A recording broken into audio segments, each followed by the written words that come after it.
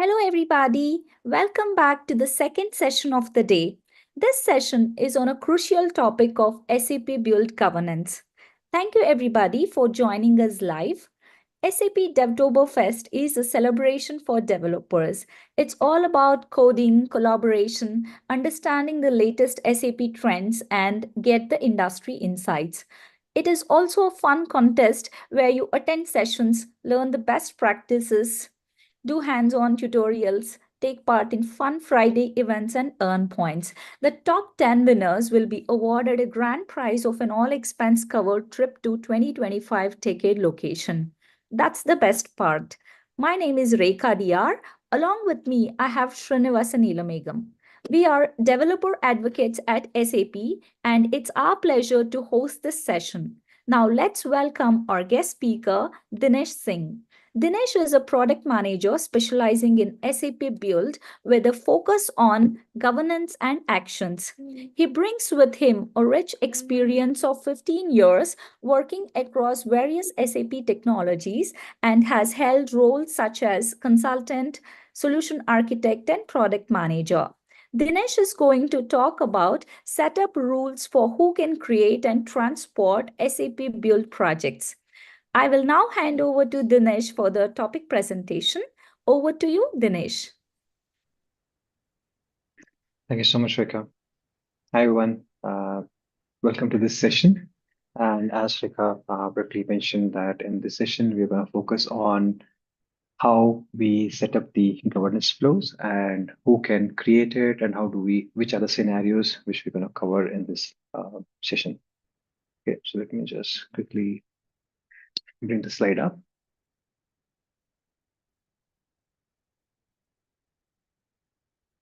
Okay, so as we'll go through the session, we have few certain areas which we want to focus on. So first, we'll start with the overview of governance. That means we'll talk about what is currently being offered as part of SAP Build in terms of governance. Then we'll look at the key topic of today's session, that is the governance approval flows, and how do the governance flow work? How do we, set them up? And we'll also see a quick demo of, governance flows in action for create scenario. Then we'll also, while we are going through the session, we'll also look at how these approval flows are structured and what is the architecture behind it. And once that we have done with the demo, we'll also have a quick look at how we can transport the SAP Build projects. So we'll have a look at that in the end of the session. Now, what exactly we're talking about when we say governance with SAP Build? Now, in SAP Build, we have a multi-layered approach for governance. Like when we talk about any governance side, we want it to be uh, discrete and we want it to be in a certain fashion. We focus on the security or compliance with regards to the business operations, right? So the first level of the support as terms of governance is provided by the entity landscape. Basically, we are building the tenants in such a way where we define the restricted access that, okay, this is our development tenant, this is our quality tenant, this is our pre-prod, and this is a production tenant. So we define those layered approach for the landscape. Once we have that, the next support system which we have is the roles and privileges. So basically, as you already know, that every user has to have a defined role in an organization setup, right? So same way, we have the roles and privileges here, which will take care of the access required. Like someone needs to be a developer, someone needs to be an end user, someone needs to be an admin to manage the whole setup itself. So those things are covered under roles and privileges. Then we have the concept of environments, where we're basically talking that, okay, now we have the access control, but do we also want to have a space control? That means I have a defined space where the I can deploy my projects, run my automations, and monitor the usage of it. But I also want it to be a restricted access. That means only specified people who are allowed to access that data should be able to see it. So that we control via environments.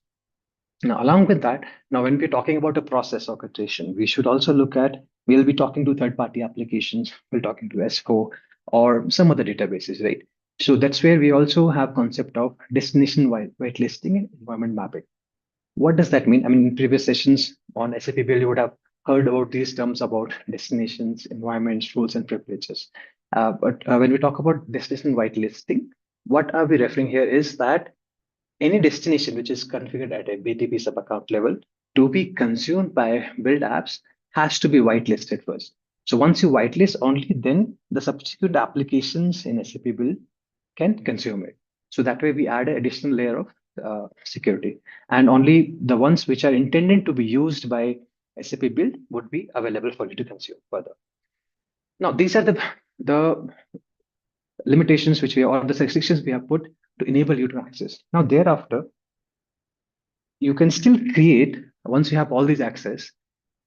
I would also want to control that who creates a project in the system. Even if you have a developer access, do you create in every environment, or do you want a specific set of approval? Or let's say you have created a project, right? Now it has to be moved to a quality system, or it has to move to production system. It has to be done in a controlled way. When I say controlled way, only when I want, it is approved by a certain set of people, only then a specific project should be deployed in a given environment or in a given tenant. So to control that, we have the governance flows. So what basically we are when we say governance approval flows, what are we talking about here? That we have project creation control. That means we have control over who creates a project. And when we say who creates a project, I'm saying that once a project creation is initiated, there has to be an approval. And based on the approval only, if it is approved, the project will be created. If it approval is not given or it's rejected, then the project will not be created. Content movement governance, that's basically transport. That means once the project is deployed, tested, and ready to move to the next system, then when you do the transport, it should be approved. Only then the approved content only should go to the respective system. Customized workflow. Now, when we are talking about the flow of creation or transport, we have so many applications, like we have build apps, we have SVPA. So when you want to have a different approach for each, or you want to have a different form or different data input to be collected before you give an approval.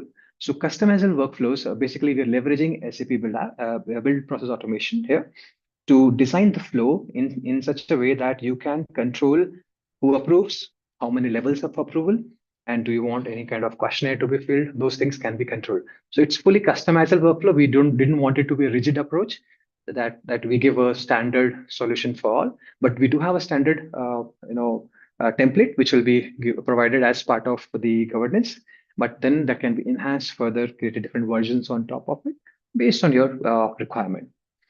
Centralized management, basically here what we're talking about is that, okay, now when you can create it, you can define the governance, then who should be the one who defines it? So there's a specific, like IT admins can define whether a given tenant or sub account requires governance or not, whether the governance should be enabled for a create scenario or should be enabled for a transport scenario, and also who should be given access to that particular environment that will be controlled in the central managed place. Compliance and security, I mean, that's again very important for any governance, that any action which is done as part of this governance flow will be captured. Basically, what we are saying is you will have a log history in terms of the how many, which all requests have been created, which all credit has been approved, rejected. We'll have a summary of that as well. So which all these things we are showing when we go into the demo. So personas, as I mentioned, we have the IT admin who is responsible for enabling, disabling the governance, and they can view all the requests which are available in the system. Developer is the one who will be basically creating the project or transporting the project, and he or she can also view the request which has been raised by that person. End user is basically someone who would be required to do the approvals. So that is what we are referring to here. Now, what are the approval scenarios, right? In Create, you have different ways of creating a project. Like you can create it directly from the lobby create button, or you can import a project, or you can even existing project, you can save it as a different project, or maybe you added a project from store, or as the new feature which we have is S4 extensibility. So if you create it from an S4 as an extensibility scenario, it would still follow the governance approval flow if it is enabled in a given tenant. For transport, it is pretty simple that any project which is there in the lobby, which has been deployed, and the transport, if you click on transport, it will initiate the governance if it is enabled. This is the flow, but I would, would prefer to just walk you through the demo first, and then we can understand what has happened there and have a quick look at how the flow eventually works out. Yeah. So what we're going to do is we'll quickly jump into the system, refresh it so that,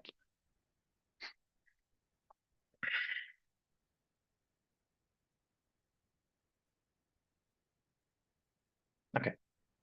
So let's first talk about the IT admin, right? As an IT admin, I would be going to the control tower.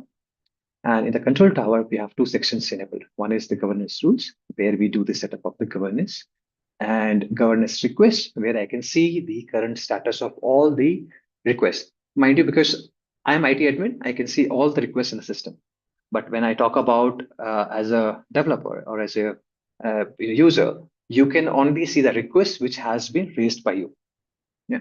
So we'll just quickly go to the governance.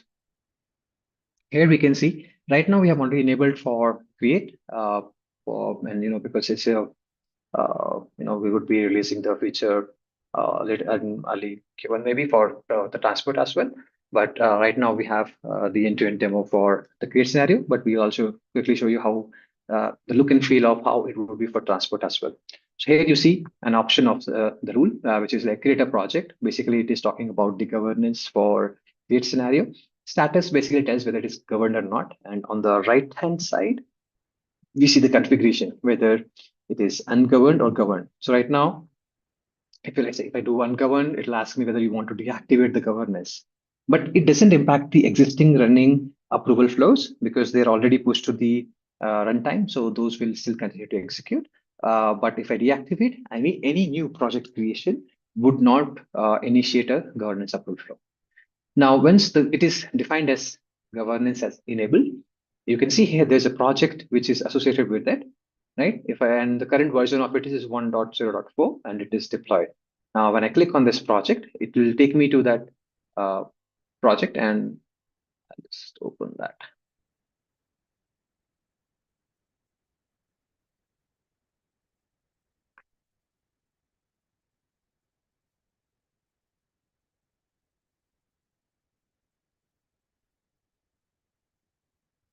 Hmm.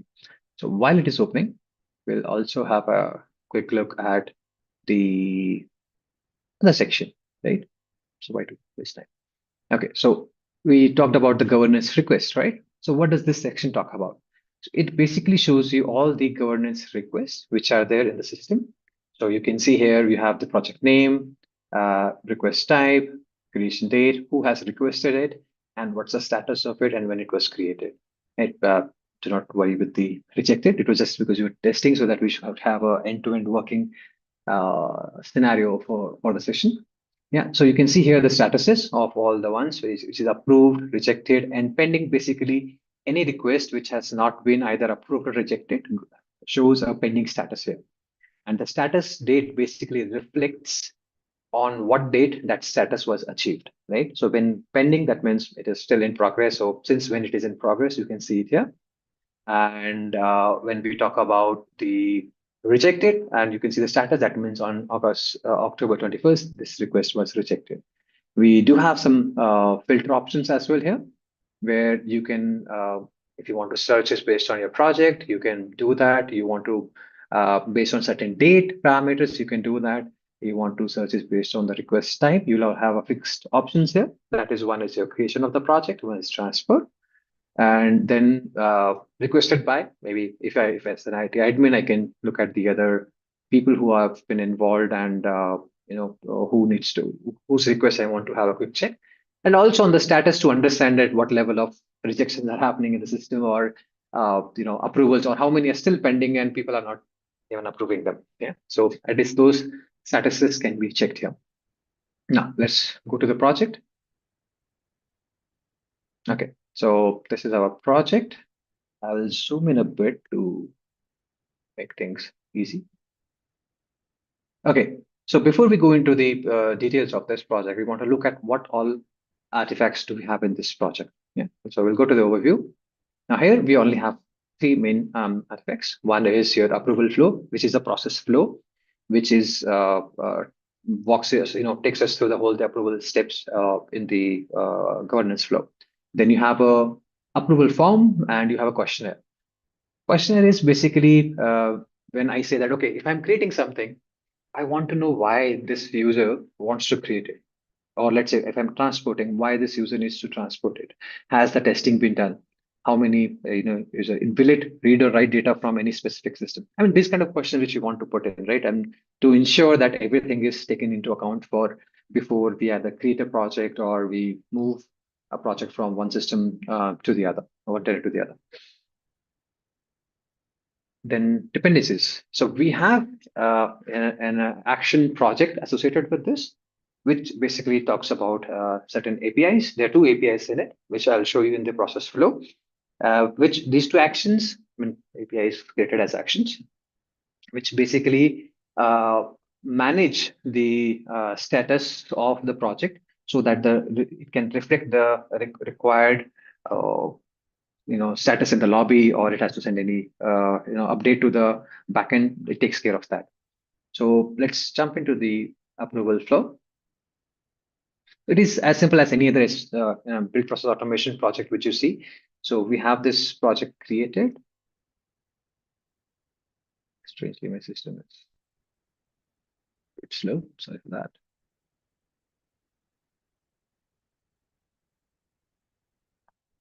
Oh, let's look at the deployed version itself.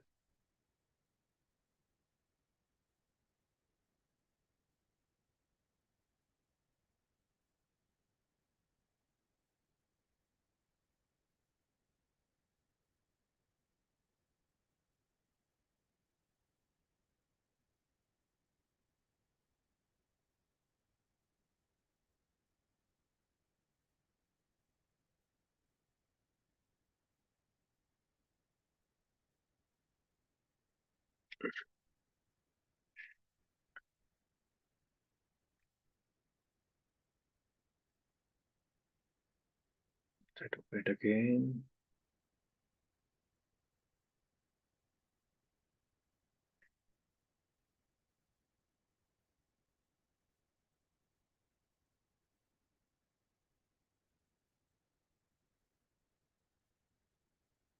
Please bear with me. That is great.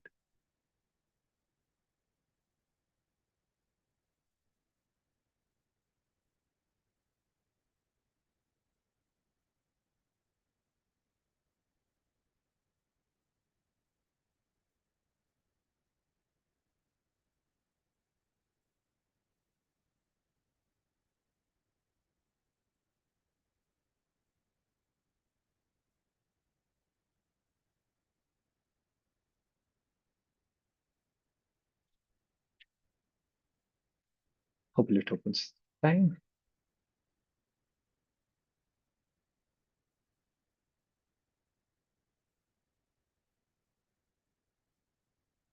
Maybe we'll just look at the flow in the meantime. Hope it comes back up by the time I open it again. Okay, so if we look at the flow here,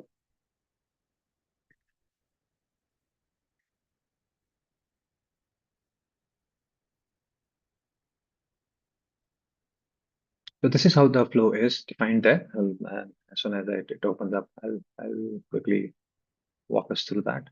But yeah, seconds on sweet time. Yeah, so the flow is something like this. When you create or transport, so like this is when the trigger happens. So what it'll do is it'll initiate a process because the project was assigned to it. There's an API call to get the project details. So basically, the project which we are trying to create, whatever the information like project name, project type, description, all those information will be fetched using that action call.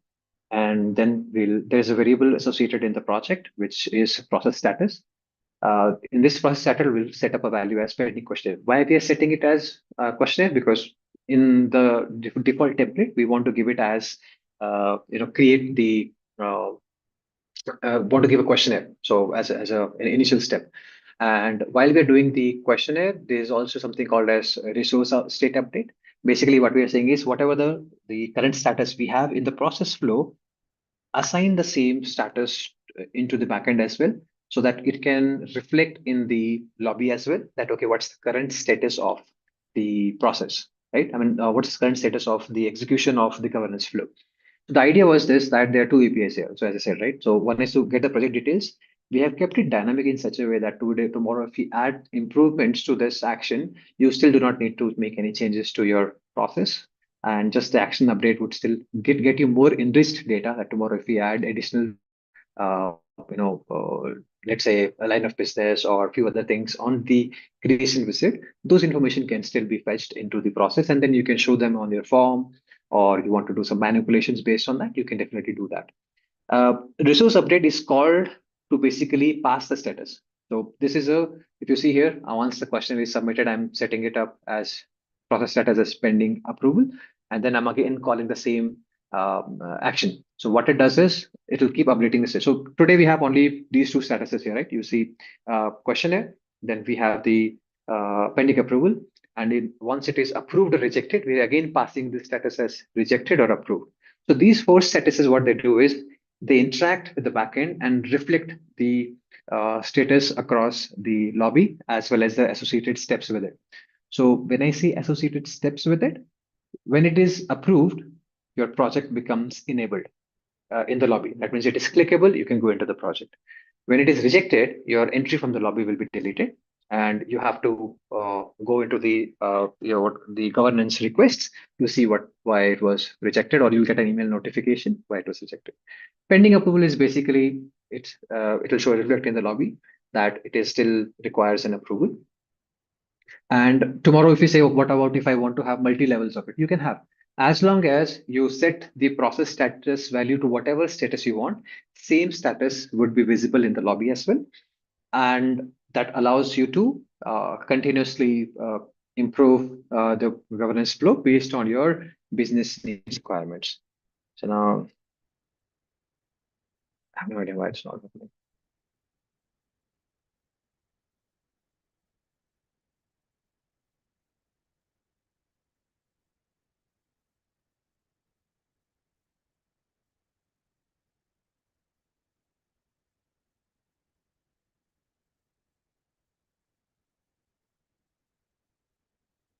Okay, this time I'll try to stay here.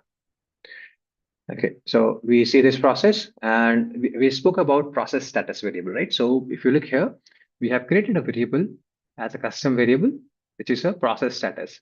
So any status which you want to assign in your governance flow, it needs to be passed to this variable. Reason, this is the variable which is being validated via the backend to understand what is the current status, and then only it gets updated into the backend as well, right? So what when we initiate, there are no inputs here. As I said, we wanted to keep it generic. So once it is initiated by when you do a creation, the next thing which I'm doing is there is a script task. You would have heard in the previous sessions by one of my colleague Rama on the script task. So in this, what we do is we simply are passing the value into the process status variable. My current custom variable is there, right? I'm passing the pending questionnaire value. Then I'm setting the status in the backend. Basically, I'm calling the process automation service to update this particular status. So how does it update? So to make it unique, I mean, not to be so that you don't end up calling these APIs outside the process itself. We are only taking the process instance ID, which is of course linked to the specific request which you have created. Based on that request, what it does it sends a call to the backend saying that, okay, there is a status update that is required. Now when it receives a request, then it call backs, we're using this process instance ID to the process to know what is the value of the process status. So if currently they set it as pending questionnaire, so when it understands that, okay, the current status is pending questionnaire, let's do XYZ steps. Now, why I'm saying XYZ steps is that's how will be for all the approval, all these statuses. So for pending questionnaire, okay, that means there is a questionnaire task which has been sent to the my inbox, and that has to be notified to the user. Or if it is status is approved, oh, okay, I have to enable the lobby entry. Or if it is rejected, okay, I have to delete the entry from the lobby. Now, next step, and if you see there is no output to this. So as I said, we wanted to keep it as minimalistic and on to the point of why it needs to be used. Get project details again. So this input is basically the process instance ID. So when you pass the instance ID, it correlates and gets the specific processes, sorry, the project's details. And what do we get in return? Currently, we have description, the project ID, name, link to open it. It is just a placeholder that tomorrow when you do for transport, maybe you want to have that link of the project and somebody should be able to, the approver should be able to go and look into the project, what is there, what is not there. You can do that. Project type, basically, we want to give both the options. Display name is basically the name of the, whether it's a process automation or a build apps or build code or whichever project it is. Technical name, the reason of giving technical name is because let's say you want to have a conditional approval flow. What I mean by that is you want to have, okay, for build process automation, I want it to be an auto approval. For build apps, I want it to go through XYZ approvals. So you can have that branched flows. And when you use technical name, it's easier because if the name changes or name is improvised, the technical name remains the same. It's easier to model using a technical name. Versions, again, this is for reference that, okay, what is the current version on which we are? So this is more relevant for transport as well. As I said earlier, we have unified the APIs so that it is reusable in transport as well as the create scenario. Okay, so then we have a questionnaire. It's nothing, just a basic form where I'm asking certain questions. So maybe we can just look at here that, do you intend to take this to production? You have a line of business, project criticality, and there are some details which are coming from your API call itself. Your description, name, what is the project type, and version. I mean, it's empty in case of vegetable person, but yeah, just to give you an output. Output, it's nothing but just basically the values itself, right? So once it is the questionnaire is filled, what I want to do is go for approval. Now, when I go for approval, I need to first set the status in the process as pending approval. And same thing, what we showed earlier for the questionnaire, I set it as pending approval. Then I have the same call. If you see here, it's again calling from the same. Okay, it is basically to notify the governance state update. Same thing here. I'm not passing anything other than the process ID because it'll do a callback, check the value of the process status variable. And based on that, it is going to update this status across. Then we have the approval form, which is nothing but a simple form right now. I mean, basically you ask certain questions there again, like, I mean, that's just for reference, like, will it read or write data from an external system? It's just an example of a question, right? Again, this is value coming from the previous form itself, but just to allow approver to know what exactly is it. And the only thing approver has to do is give his or her comments and approve or reject. Now, again, if you see here, we are setting the status using the script task. And yeah, again, you see here, we use our custom variable and we set the status as approved. Same if we're rejected. Now, earlier we would have done it via using decisions, but script tasks have made our life easier. So we have approved. Then I again call the same API. You see here, notify governance status state update. And here we have only the process instance ID is being passed. And same goes for the reject scenario as well. Yeah. Once that is done, and again, this is for adding more flavor to it, that we have added the email where basically it tells you whether your request has been approved or rejected. And the body basically will show you a basic details that, okay, what was the project name and what are the comments of the approver or the person who has rejected it.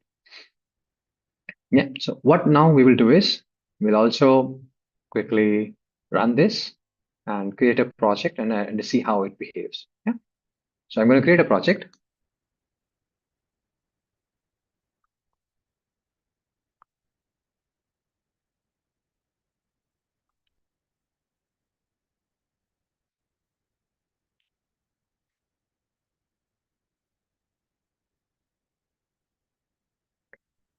Okay.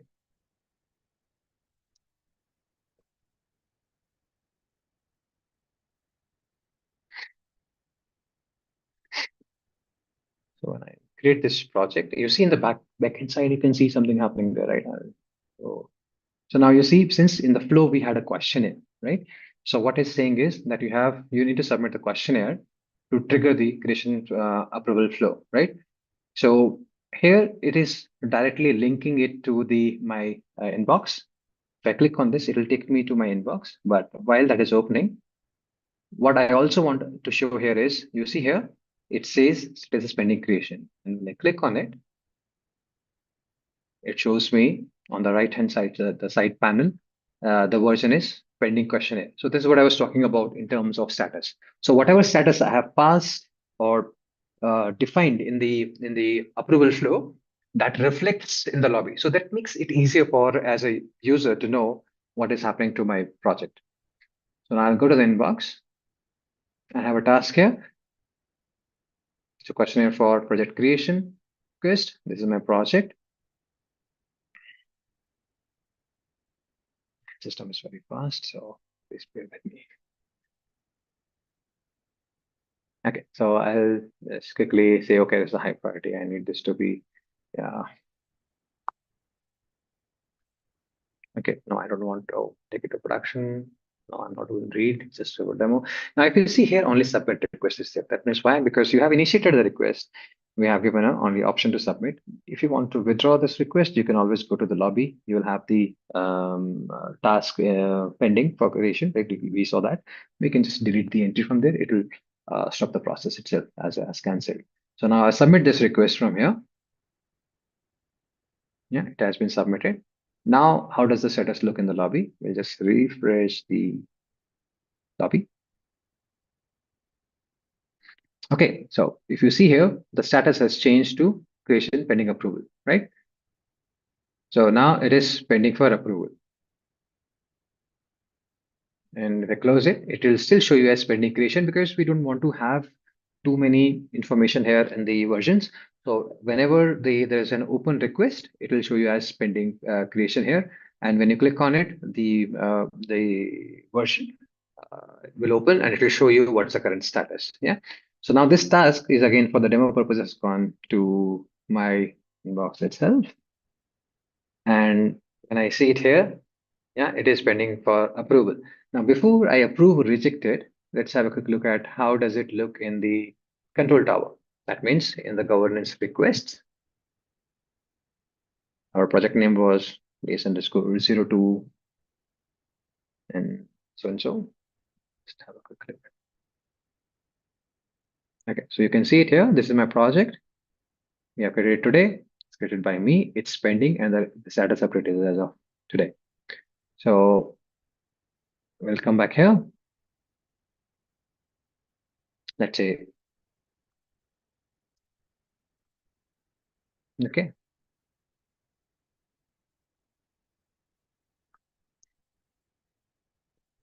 I'm just pausing a bit and give description. And when I approve it, it's done. So first we'll quickly look at the status here, or what does it show?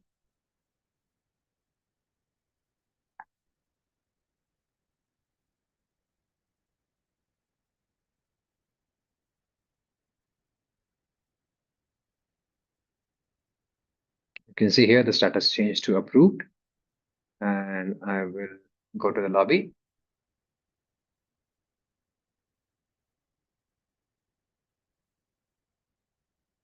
While the lobby is opening, we can also have a look at how the email looks.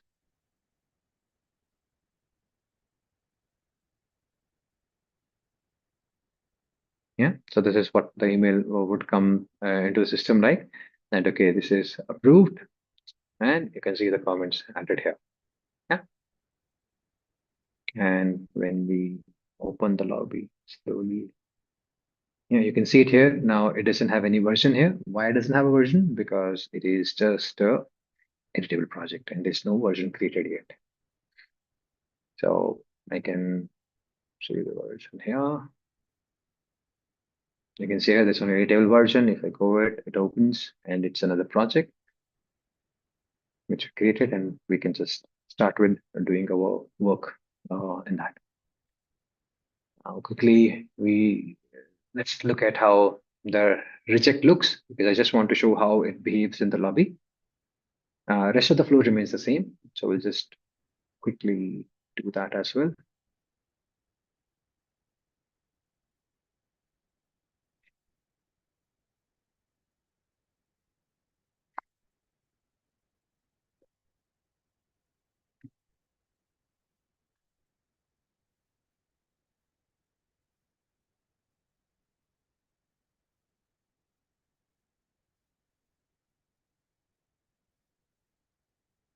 So you can see the backend palette is created. I'll go to the questionnaire and close everything else.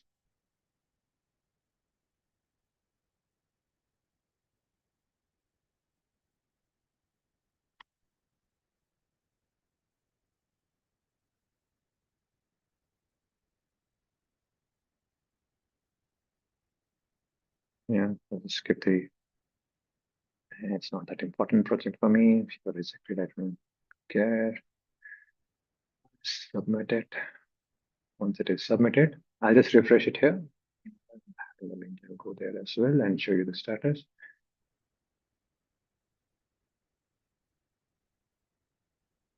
It's just again, yeah, pending creation, right? You can see an entry here. Now when I come here and I say that, okay, this doesn't make sense to me.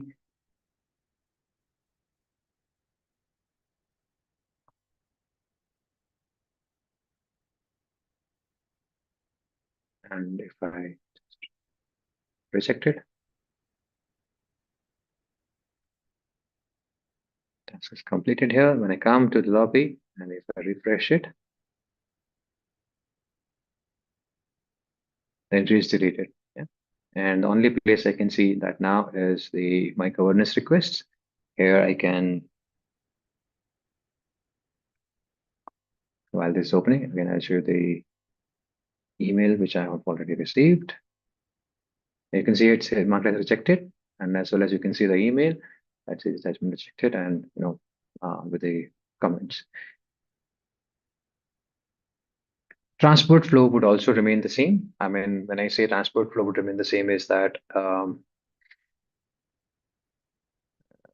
me see if I can pull that. So basically, when my project has certain versions created, and if I want to uh, basically go to the project and I want to transport it, so I can go to a specific version and I can choose when it has to be governance has to be once the governance is enabled. I can just go here, and when I click on transport, it basically will trigger the same flow. And here you will see the status as same as pending questionnaire, pending approval, and then it will be marked as transported. So I'll just quickly try to see if I can pull that up as the 1 second.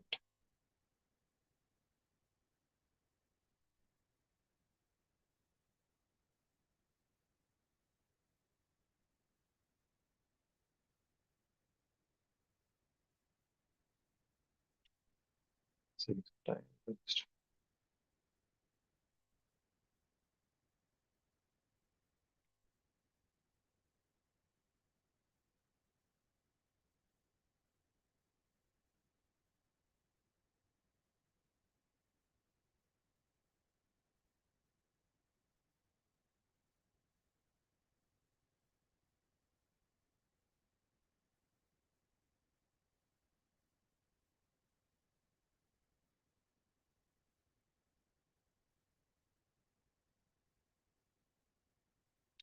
So it's loading.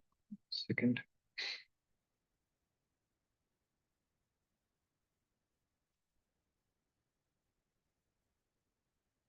Okay. I'll just quickly show you the flow which we have for the transport. I mean, it's still in progress, so that's why I've not been able to showcase you exactly how it runs. But you again see because of the governance rules.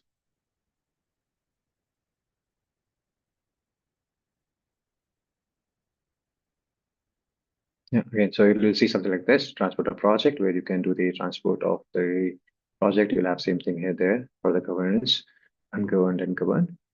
Yeah. And how does it look for when you're basically as a user, when you are executing it? You show that.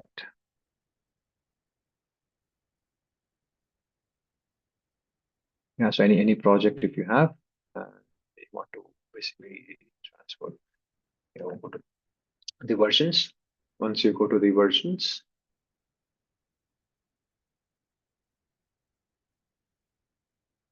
yeah, you can initiate the transport from the versions tab. I mean, you can choose the specific version which you want to transport. And once you have selected the given version, you define whether you want to transport it, and you give the basically descriptions for it. And once it is created, either if you have a questionnaire, you will see this kind of a pop-up where it asks you for the questionnaire to be filled. If it is just an approval step, I mean, you don't have a questionnaire, let's say the pending approval is not set, then you will just see a pending approval and then it is something it'll show in the lobby status something like this, complete transport questionnaire. And once you complete the questionnaire, it will go to the pending approval state. And once it is like, again, the same request will be there, you have done it, and then it will go to, as you can see here. So once it is in approval, it will show you as transport pending approval.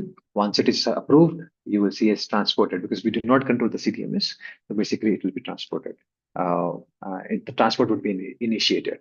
Now, having said that, I mean that's what we want to basically showcase in terms of the governance flow. But apart from that, what really is important is to understand how flexible the whole process becomes. Because what we are really doing here is that we are leveraging the capabilities of SAP Build Process Automation and applying the flexibility which the SAP Build Process Automation provides to have end-to-end governance control over creation and transport scenarios.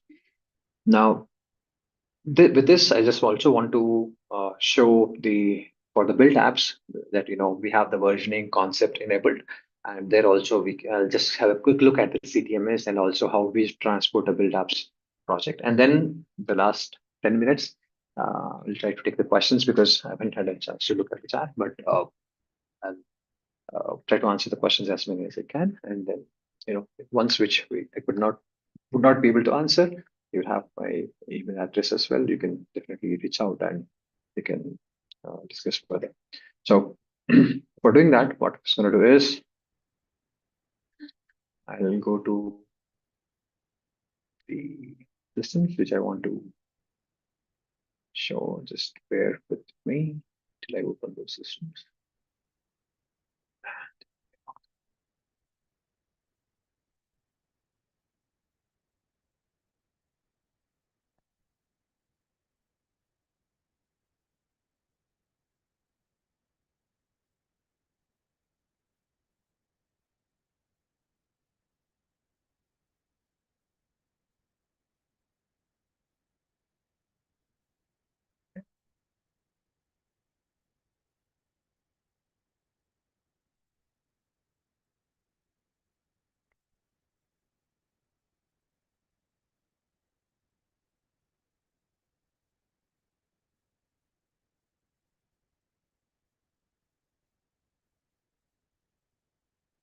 Okay, so first we'll look at the CTMS.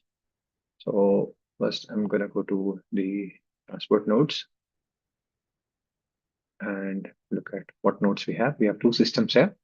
One is my dev tenant and one is my production tenant. So in this scenario, what we're going to see is how we create a build apps project in a dev environment, and then we will just transport it. So assign a version to it. Once version is assigned, then we can transport it. Once it is transported, we go into the prod, look at the queue, and then import it, and the project gets created. Okay. So, and if I show the visualization here for this, yeah, so that is connected to the part system like this, right? So here you see you have 11 import successfuls. So what we can do is we go here, create a project.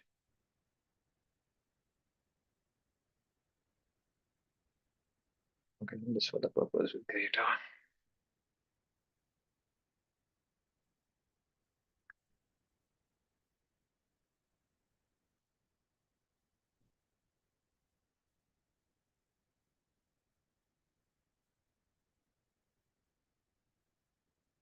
So when we create this project, we're not going to build an end-to-end scenario here and just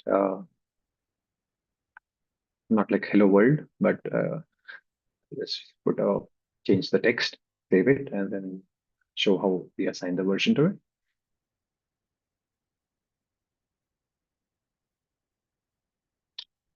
So this is my project, and once it opens, it'll have the user interface here. This is the headline.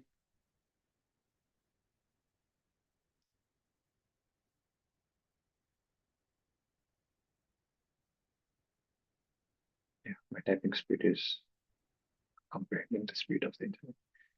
Okay, so should I? Oh, so I'll just save it. When I save it, you can see that okay, this is see the interface is saved. Yeah, and have something called as release here. It'll ask me to create a new version.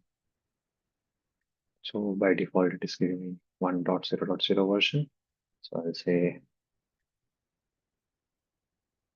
demo. I release this version.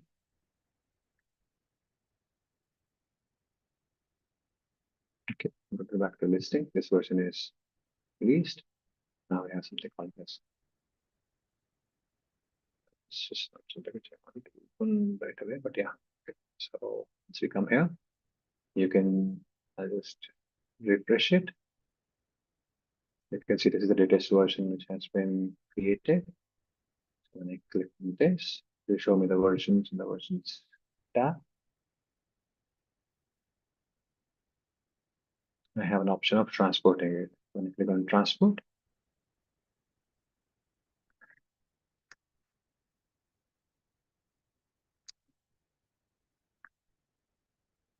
and I choose to transport it. Now this project has been transported. Now if I go to the CTMS and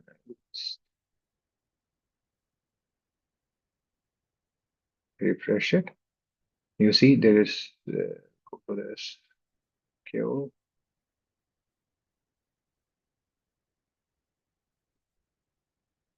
So you can see it here. This is what has been created. And it is asking for this is the one which we have created. Yeah. So I will just do an import selected. We are doing it manually, but we can also automate this so that this step which you are seeing in the CTMS is automated. Currently, it is set as uh, uh, forward to pre-import. So if I change this setting to import, then this step we would not have to do manually. I mean, this is part of the CTMS, but it just for the whole experience perspective to understand how does it the transport works. So that's the reason. So here you can see it succeeded. Now, if I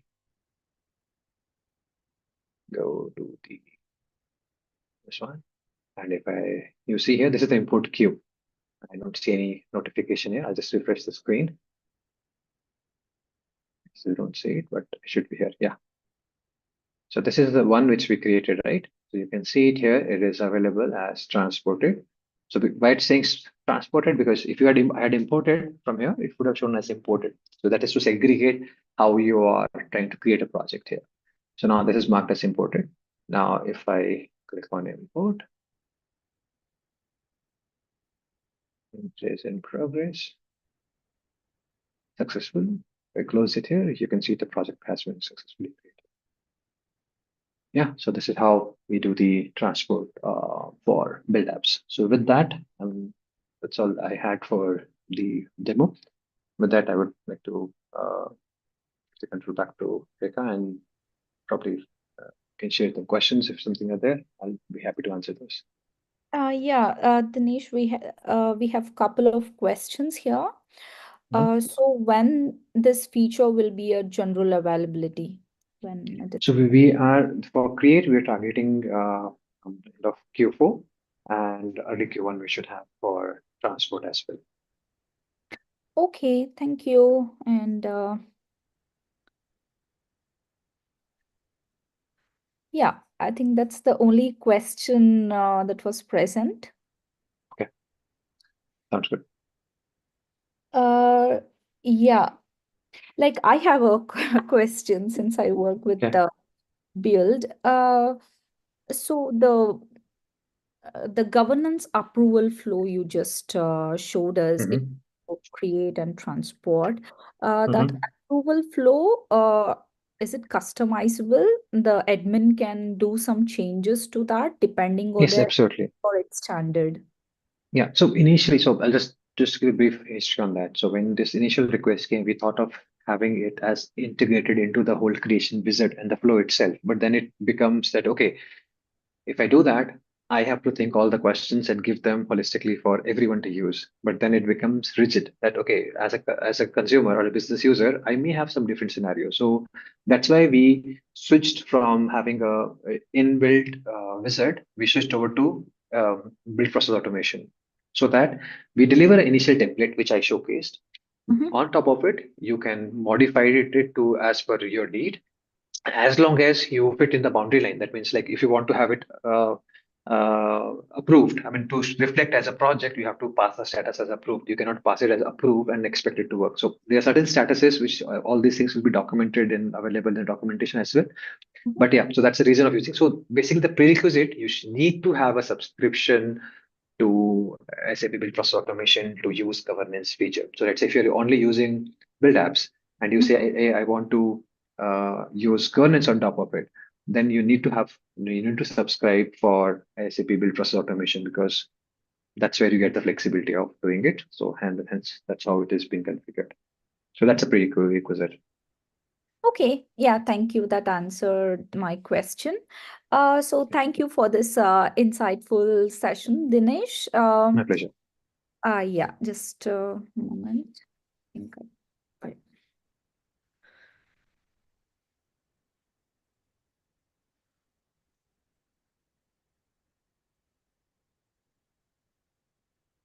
Anything else? No questions, then I think we're good. Uh, yeah, that's all. That's the question we had. Thank you everybody for being with us so far. I hope you also found this session helpful.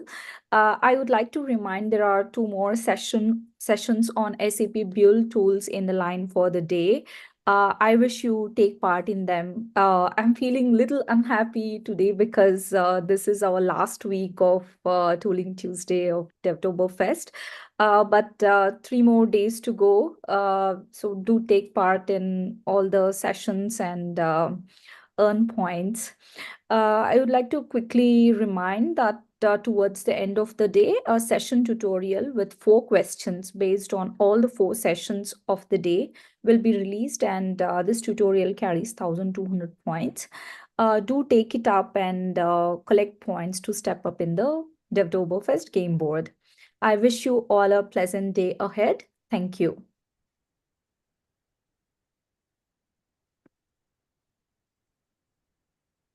Thank you.